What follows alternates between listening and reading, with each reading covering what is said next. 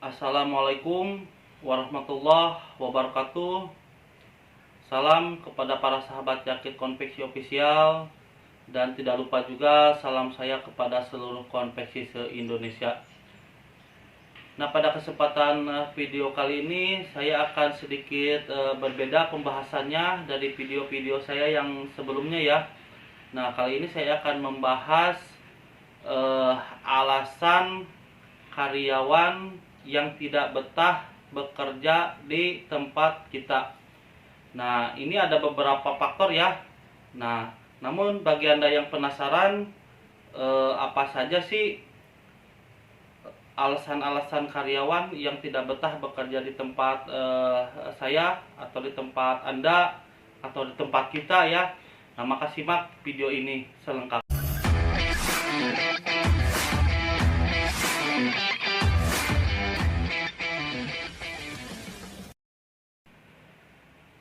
Nah, kembali ke pembahasan masalah karyawan tidak betah kerja di tempat kita misalnya ya. Nah, apa sih alasannya saya membahas masalah ini?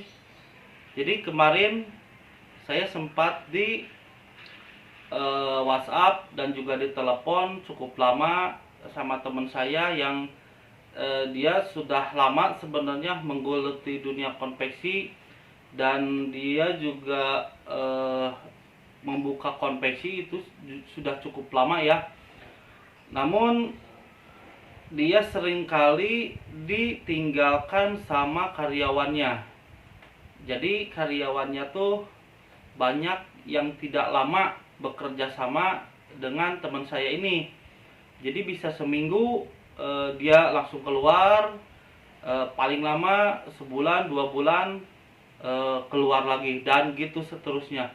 Jadi belum pernah mendapatkan pegawai sampai misalnya tahunan ya, tahunan atau berbulan-bulan. Nah, ini teman saya tuh tidak pernah mendapatkan karyawan yang seperti itu. Jadi seminggu langsung keluar, kadang-kadang tidak seminggu pun dia keluar juga. Nah, ini sebenarnya ada beberapa faktor ya. Nah, mungkin yang saya akan jelaskan ini menurut pengalaman pribadi saya ya. Anda boleh setuju dan boleh juga tidak setuju, karena setiap pendapat itu tentunya pasti berbeda-beda ya. Namun yang saya akan jelaskan ini menurut pengalaman saya. Nanti kalau misalnya sekiranya tips ini dan trik ini masuk akal, nah mungkin boleh diterapkan di tempat usaha Anda. Nah, yang ke-1 saya menanyakan sama teman saya, dikasih makan nggak karyawan Anda? Karena ini sangat penting sekali ya bagi para penjahit. Mungkin ini juga tergantung daerah.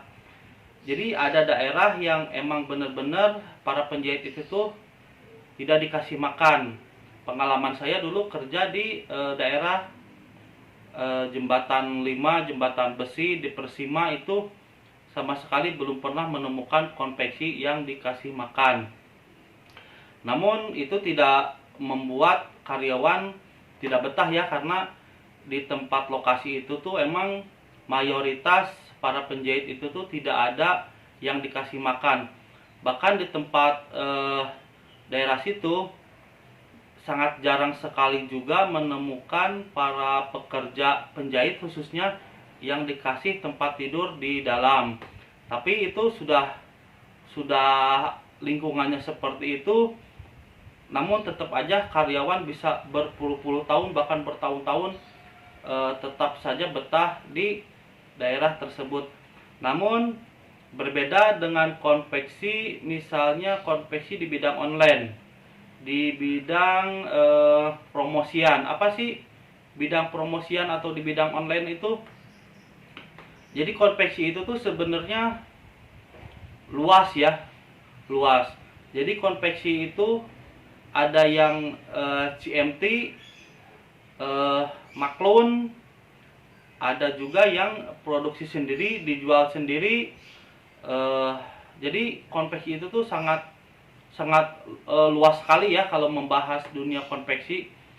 Nah, namun yang saya akan jelaskan ini konveksi di bidang promosi. Apa sih konveksi promosi itu? Nah, bagi yang Anda belum tahu, jadi konveksi di bidang promosi itu tuh misalnya konveksi yang menjual melalui online. Nah, itu disebut konveksi promosi. Atau misalnya kita punya konveksi, terus kita punya relasi yang khusus menjual online, tapi dia bukan produsen. Nah, produsennya kerjasama sama kita. Nah, itu boleh dibilang itu juga konveksi promosi namanya. Jadi kalau konveksi promosi itu dia bisa mengerjakan semua jenis pakaian ya. Misalnya dari jaket, kemeja, kaos, celana, mungkin alma mater, itu semua dikerjakan sama konveksi promosian. Nah, kalau konveksi maklun atau CMT itu biasanya konveksi yang mengerjakan di bidang-bidang tertentu. Misalnya konveksi CMT khusus gamis.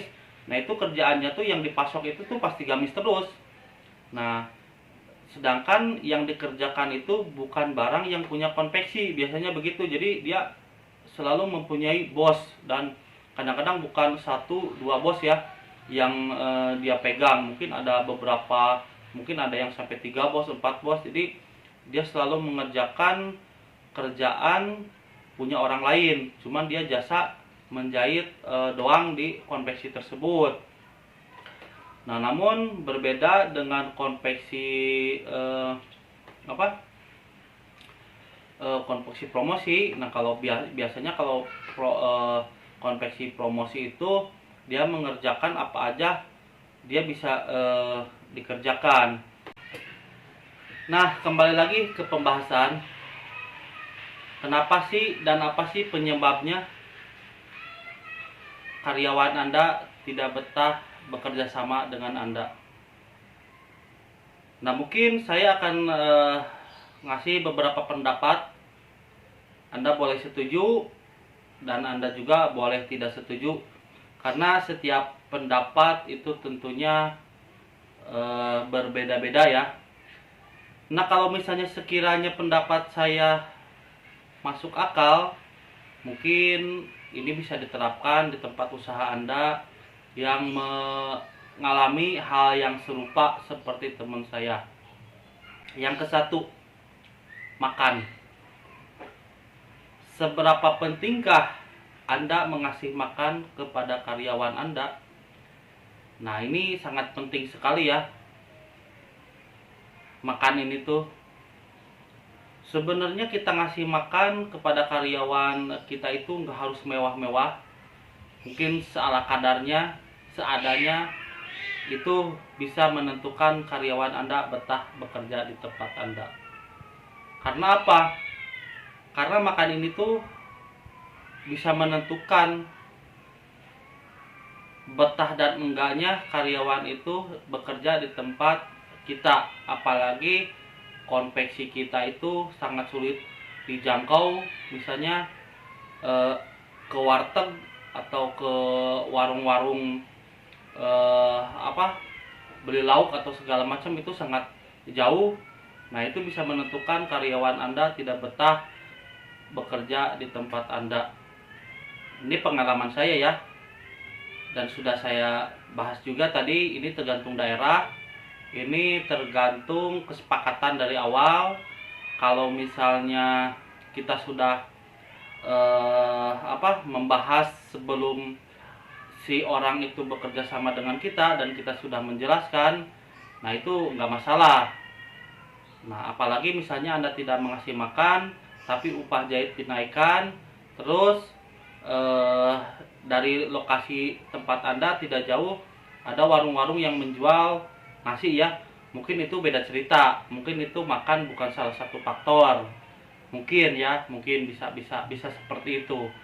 Nah, namun pada kasus teman saya ini tuh, pas saya tanyakan ternyata teman saya itu tidak menyediakan makan kepada pekerja.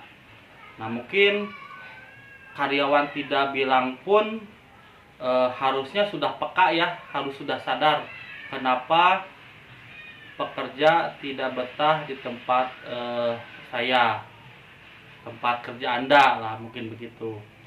Nah, mungkin ini satu ya, satu makan. Ini sangat penting sekali makan ini tuh. Yang kedua larangan merokok. Nah, ini aneh sekali ya. Jadi merokok ini tuh bukan hal yang lumrah ya bagi para penjahit. Apalagi di bidang jaket promosian itu merokok sesuatu yang tabu lah, boleh dibilang begitu. Jadi Anda jangan coba-coba melarang merokok ke para pekerja Anda, kecuali begini, balik lagi kepada aturan yang pertama. Misal begini, Anda membutuhkan atau mencari karyawan. Nah, tapi di dalam loker itu Anda tidak menyebutkan bahwa kalau kerja di tempat kita itu tidak boleh merokok. Misal begitu ya. Jadi Anda mencari penjahit misalnya dengan kerjaan banyak bla bla bla bla bla. Nah, pas begitu karyawan datang, ternyata di situ ada larangan untuk tidak merokok sambil kerja. Nah, ini bukan hal sepele. Ini bukan hal sepele. Jadi ada beberapa penjahit yang tidak menerima dengan aturan itu. Nah, sebenarnya kalau saya pribadi tidak masalah untuk merokok sambil bekerja, itu tidak masalah, asal dia bisa berhati-hati dan bisa bertanggung jawab kalau misalnya ada sesuatu hal, misal dia sambil menjahit tiba-tiba si bahannya itu bolong karena rokoknya dia. Nah, itu mungkin kita cuma ngasih ganti bahan yang dia bikin cacat karena rokoknya dia, mungkin bisa begitu. Tapi yang saya alami itu sangat jarang sekali kejadian seperti itu. Jadi para penjahit ini tuh walaupun merokok sambil bekerja, itu dia tetap selalu hati-hati, dan saya juga belum pernah kejadian seperti itu. Nah, jadi sangat penting sekali ini bagi Anda yang mempunyai usaha konveksi. Ya, ini kembali lagi ke aturan pertama. Kalau misalnya Anda di dalam loker itu sudah disebutkan bahwa di konveksi Anda itu tidak bisa merokok sambil menjahit, namun tetap aja masih ada yang datang, ya mungkin dia sudah bisa menerima dengan aturan itu. Namun beda hal cerita kalau misalnya dikasih tahunya si karyawan itu tuh sudah datang ke tempat Anda. Mungkin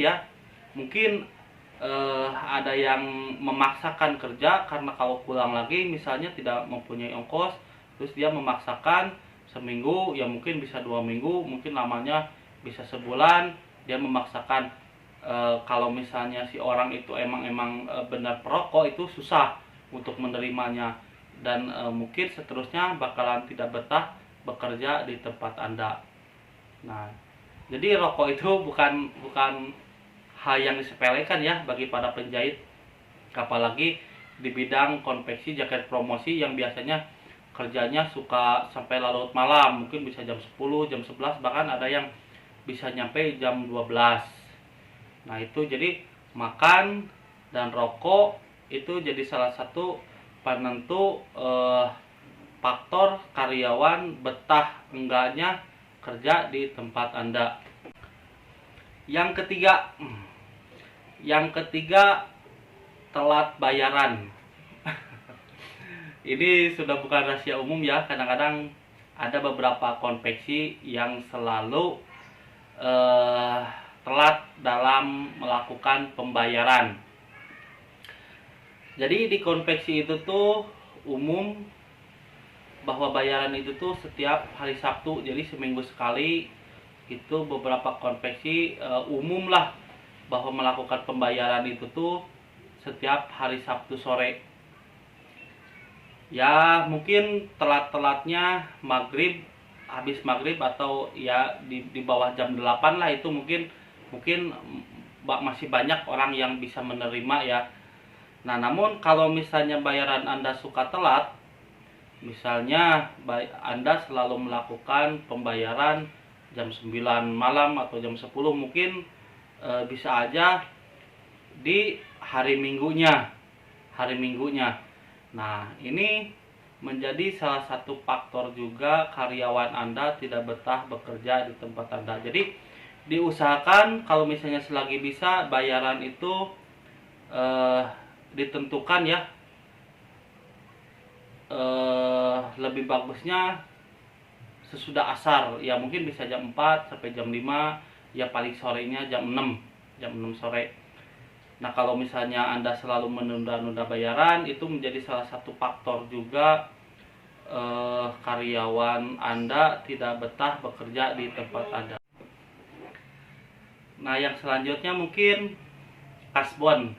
Nah, ini mungkin sedikit agak lucu ya, tapi ini juga tidak bisa dianggap sepele ya bagi kasbon ini.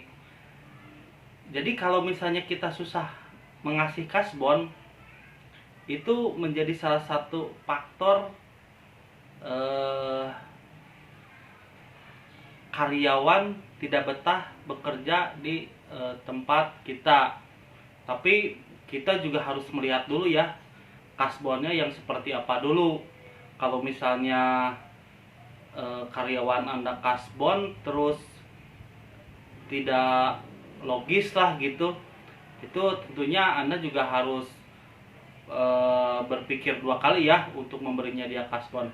Namun kasbon yang saya maksud ini tuh begini.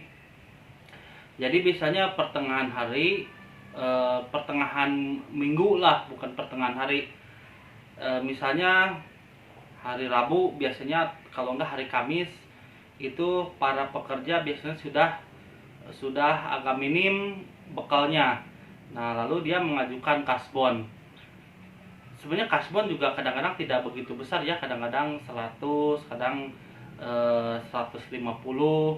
Nah, kalau Anda susah memberi kasbon itu, nah ini juga salah satu menjadi faktor karyawan Anda tidak betah bekerja di tempat Anda. Nah, namun ada tips dari saya. Jadi kalau misalnya karyawan Anda melakukan hal seperti itu, nah sebelum Anda mengasih kasbon itu, tentunya Anda berbicara dulu sama ke pegawai Anda. Misalnya, oke, saya kasih kasbon tapi hari Sabtu saya potong semua, misalnya begitu. Kalau misalnya tidak keberatan karyawan Anda dan di tempat Anda juga sedang banyak kerjaan, itu tentunya tidak akan menjadi sebuah persoalan begitu. Jadi harus ada kesepakatan dulu. Kalau misalnya karyawan Anda kasbon tidak masuk akal, nah tentunya ini juga Anda harus berhati-hati dan Anda juga harus berpikir dua kali. Jadi kasbon yang saya maksud ini tuh ya istilahnya buat jajan atau buat beli rokok atau buat beli kopi, ya itu mungkin wajar ya, wajar. Nah, kalau misalnya Anda tidak memberikan uang kasbon itu, nah ini menjadi salah satu faktor karyawan Anda tidak betah bekerja sama dengan Anda. Nah, mungkin segitu aja penjelasan dari saya. Anda boleh setuju, Anda juga boleh tidak setuju. Sekali lagi ini pendapat ya, cuma pendapat. Jadi pengalaman Anda dan pengalaman saya tentunya bakalan berbeda ya. Pemahaman Anda juga pemahaman saya tentunya pasti berbeda lagi. Namun ini sedikit menjadi gambaran buat teman saya yang kemarin cerita. Mungkin saya menjawab dengan video ini. Mudah-mudahan bermanfaat. Mudah-mudahan juga bagi Anda yang ceritanya kurang lebih seperti teman saya, kalau misalnya semua saran yang saya sudah diberikan tadi ternyata emang sudah dilakukan, namun tetap aja karyawan Anda tidak betah, ya mungkin itu ada faktor lain ya. Misal kerjaannya susah terus, atau eh, apa proses pekerjaan sama upah jahit tidak sesuai, mungkin bisa begitu ya. Jadi misal kalau kita di bidang promosian misalnya mengerjakan jaket, nah jaket ini tuh sulit untuk dikerjakan, mungkin sehari bisa mengerjakan 2 sampai 3 piece dengan harga upah yang sekian, yang menurutnya dia tidak masuk lah begitu. Nah itu mungkin juga menjadi salah satu faktor karyawan Anda tidak betah ya. Sekali lagi, ini tergantung kesepakatan Anda dan karyawan Anda sebelum bekerja sama. Jadi sebaiknya sebelum Anda merekrut pegawai, kalau misalnya emang di tempat ada aturan seperti ini seperti itu, lebih baik diucapkan atau disampaikan sebelum orang itu. Kalau misalnya jauh dari luar kota, kita bisa menjelaskan lewat entah itu messenger, entah itu WhatsApp, entah itu telepon dan lain sebagainya ya. Nah nanti tergantung kepada kebersangkutan. Kalau misalnya dia sudah mengetahui bahwa aturan kerja di tempat Anda begitu, kalau misalnya dia datang berarti dia sudah bakalan menerima dengan apa yang Anda aturan di tempat Anda lah, kurang lebih begitu ya. Nah mungkin sekian dulu pembahasan saya ini. Sekali lagi ini terserah teman-teman semua ya. Kalau misalnya setuju dengan pendapat saya ini, alhamdulillah. Kalau misalnya tidak sependapat, tidak apa-apa juga, karena setiap pengalaman dan pemahaman orang itu pastinya tentunya berbeda-beda. Nah, terima kasih bagi Anda yang sudah mensubscribe channel ini, dan bagi Anda yang baru menemukan channel ini, sekiranya bermanfaat video-video kami, saya minta dukungannya untuk mensubscribe channel ini supaya Anda nanti dapat notifikasi video terbaru dari kami ya. Dan tentunya kami juga lebih semangat dalam membuatkan video-video selanjutnya. Oke, sekian dari saya. Maaf kalau ada salah kata.